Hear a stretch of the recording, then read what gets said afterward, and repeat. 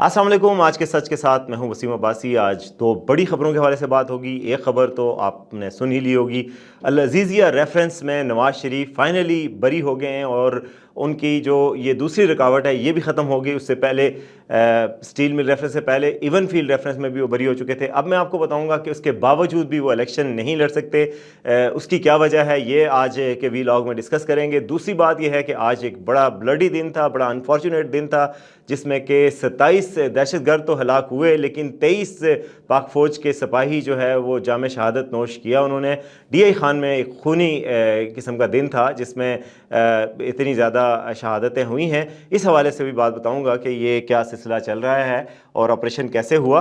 तो सबसे पहले नवाज शरीफ के केस के हवाले से बात करते हैं कि अल अज़ीज़िया स्टील मिल रेफरेंस के हवाले से आज नवाज शरीफ बरी हो गए हैं और ये उनका दूसरा केस था जिसमें उनको सज़ा हुई थी। नैब का केस था, अब गोया वो इन दोनों केसेस में बरी हो चुके हैं। इससे पहले इवन फील्ड रेफरेंस के हवाले से भी बरी हो चुके हैं।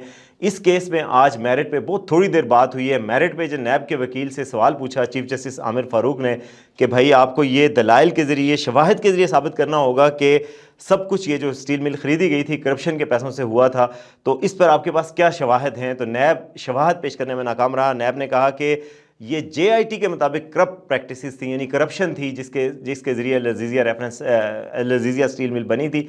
यानी कि नैब का ये दलाइल थे कि JIT ने ये कहा है। तो जिस पर चीफ जस्टिस ने कहा कि JIT का लीडर वाजिद ज़िया खुद कह रहा है कि इसके पास ताल्लुक़ साबित करने का कोई सबूत ही नहीं है।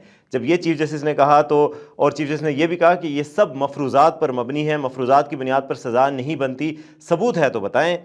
जो नैब के प्रोसिक्यूटर थे उन्होंने कहा रिकॉर्ड में ज़्यादातर दस्तावेज़ात फ़ोटो कापीज़ हैं। यानी नैब ने भी केस सही तरीके से लड़ ही नहीं पाया और उन्होंने कहा जी जो दस्तावेज़ात हैं वो सब फ़ोटो कापीज़ हैं, ओरिजिनल डॉक्यूमेंट्स कहीं पे भी नहीं थे। फ़ोटो कापीज़ अदालती रिकॉर्ड का कैसे हिस्सा बन सकती हैं, ये सवाल किया गया उनसे अदालत की तरफ से। और अदालत ने कहा कि हमें आज तक फ़ोटो कापी की मसद्दका नकूल भी नहीं मिली। उस मौके पर आज़म नज़ीर तारड़ ने, जो वकील हैं नवाज शरीफ साहब के, उन्होंने ये कहा कि हमें तो उनकी भी कॉपीज़ नहीं मिली जो फ़ोटो कॉपीज़ हैं।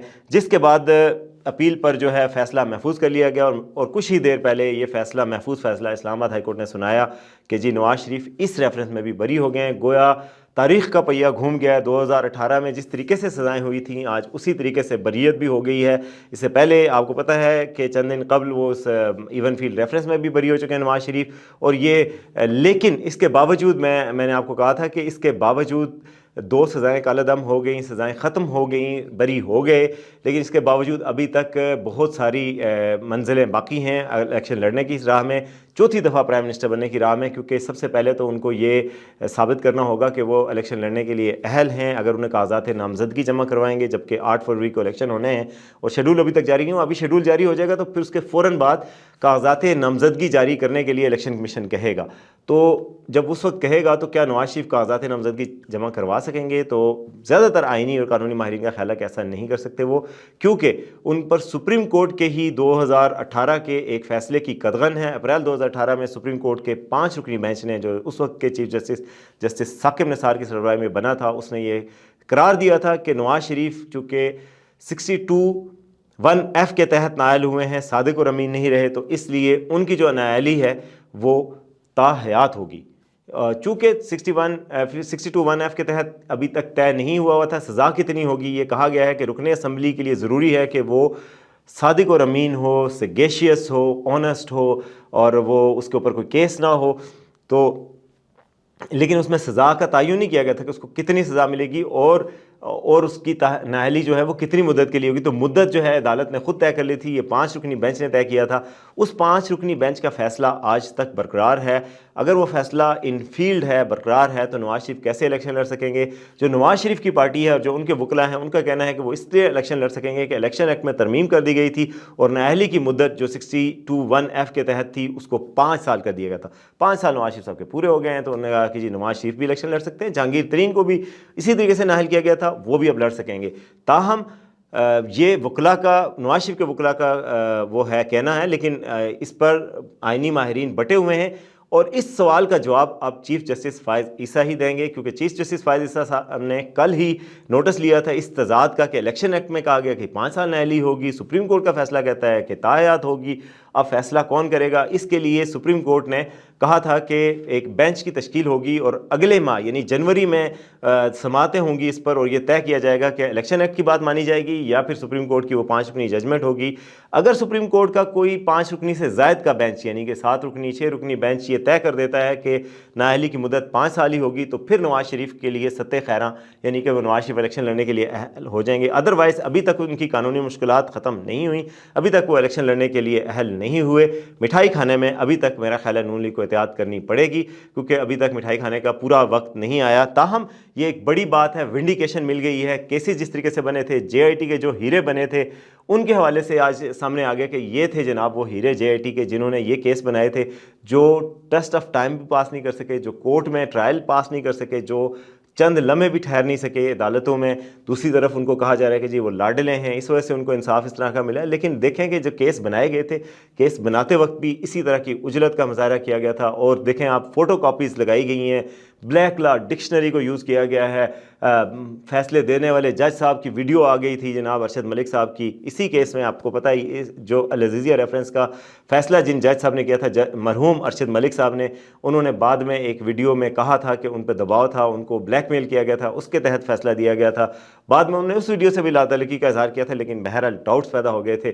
آج وہ ڈاؤٹس ختم ہو گئے ہیں، اور اب صرف ایک بات ہو سکتی ہے کہ سپریم کورٹ میں نیب چلا جائے، اور نیب جو ہے ان دونوں فیصلوں کو جو کہ ہائی کورٹ نے فیصلے کیے ہیں، جو العزیزیہ ریفرنس ہے اور ایون فیلڈ ریفرنس، دونوں میں جو بری ہوئے نواز شریف، اس بریت کو نیب جا کے چیلنج کر دے سپریم کورٹ میں، اور سپریم کورٹ میں کہے تو پھر یہ دوبارہ سے نواز شریف صاحب کی کنوکشن جو ہے وہ دوبارہ سے سٹے ہو جائے گی، اور سپریم کورٹ کے فیصلے پہ مرہون منت ہو جائے گی۔ لیکن مجھے نہیں لگتا کہ نیب اب یہ ہمت کرے گا۔ نیب جس طریقے سے نیب نے کیس لڑیں گزشتہ 1-2 ماہ میں، اس سے اندازہ ہوتا ہے کہ نیب کے پاس کچھ بھی نہیں ہے دکھانے کو، نہ ہی وہ نیب میں یہ نیب کا کوئی ارادہ لگ رہا ہے نیب کے موجودہ چیئرمین کے تحت کہ جو سپریم کورٹ میں جا کر وہ یہ کیس لڑیں گے۔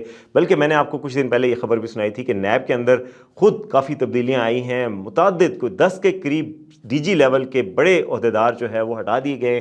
یہ وہ عہدیدار تھے جو نواز شریف کے خلاف پاناما کیسز کی تفتیش کرتے رہے، اور جو نواز شریف کے خلاف یہ والے کیسز بناتے رہے تھے، جن کیسز کو آج کورٹس نے سیٹ اسائڈ کر دیا، تو ثابت ہو گیا کہ وہ کیسز غلط تھے۔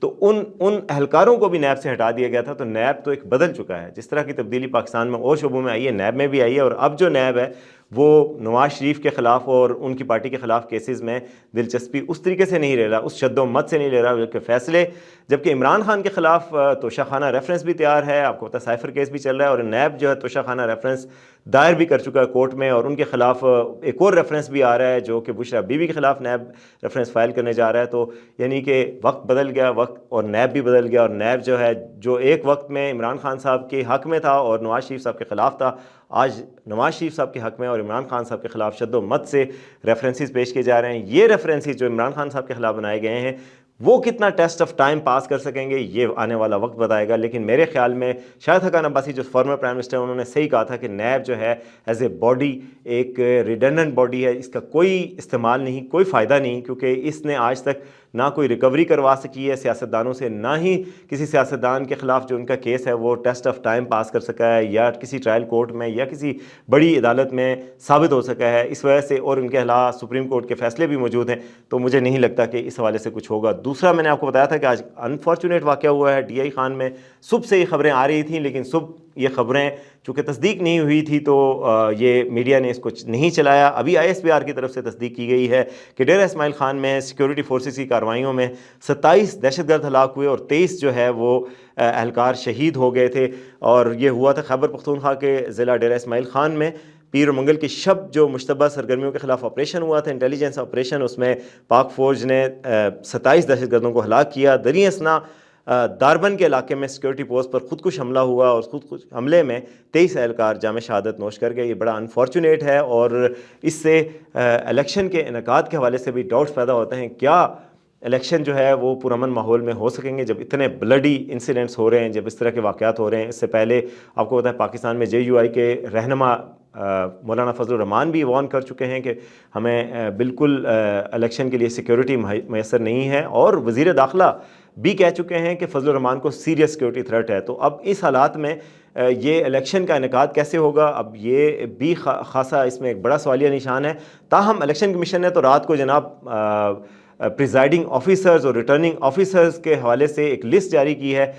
قومی اسمبلی کے حلقوں کے لیے، صوبائی اسمبلی کے حلقوں کے لیے ریٹرننگ آفیسرز کا تقرر کر دیا گیا ہے، ان کی پوری لسٹ جاری کر دی گئی ہے پورے پاکستان کے لیے. لیکن آپ کو پتہ ہے کہ اس دفعہ ریٹرننگ آفیسر ججز نہیں ہیں، عدالتی عملہ نہیں ہوگا، بلکہ ڈی سیز ہیں متعلقہ یا اے سیز ہیں. تو اب اس حوالے سے بھی سوالات اٹھ رہے ہیں کہ یہ الیکشن جو ہوں گے، جو ڈی سی کروائے گا، تو ڈی سی کو تو کسی نہ کسی سیاسی رہنما نے، کسی وزیر اعظم نے تعینات کیا ہوتا ہے یا ان کے قریب ہوتا ہے. تو کیا وہ الیکشن امپارشل یعنی فری اور فیئر ہو سکیں گے کہ نہیں ہو سکیں گے، یہ ایک سوالیہ نشان ہوگا. تاہم چونکہ جب الیکشن کا شیڈول اناؤنس ہو جائے تو الیکشن کمیشن ہی ٹیک اوور کر لیتا ہے، تبادلے، پوسٹنگ، سب کچھ اس کے انڈر ہوتا ہے. تو اگر الیکشن شفاف نہیں ہوتے تو یہ الیکشن کمیشن کی ذمہ داری ہوگی، پوری مشینری الیکشن کمیشن کے زیر انتظام ہوگی. تو اب دیکھنا یہ ہوگا کہ کس حد تک شفاف الیکشن ہوں گے اور لیول پلینگ فیلڈ کس حد تک ملے گی. نواز شریف کو تو لیول پلینگ فیلڈ مل رہی ہے، اب عمران خان کو مل سکے گی یا نہیں، یہ ایک سوالیہ نشان ہے. دیکھتے رہیے آج کا سچ.